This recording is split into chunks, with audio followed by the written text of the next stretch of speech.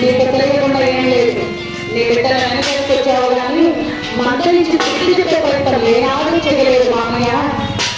నీ బిడ్డల్ని సరైన దారిలో మందలించి దారిలో పెట్టుంటే ఈ రోజు నీకు వచ్చేది కాదు మామయ్య.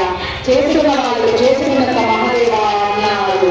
నీ కర్మకు నువ్వే కాదు మామయ్య, దానికి ఎవరేం చేస్తాను అనగానే కృష్ణుడు చేతులు పెట్టుకుని భోజనం ఇచ్చారు ధృతరాష్ట్రుడు.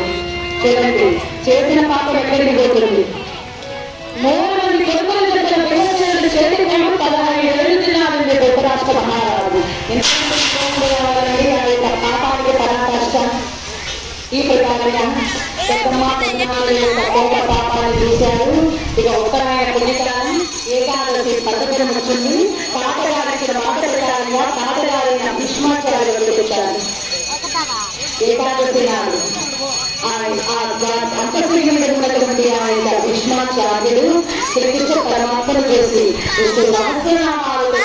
కీర్తన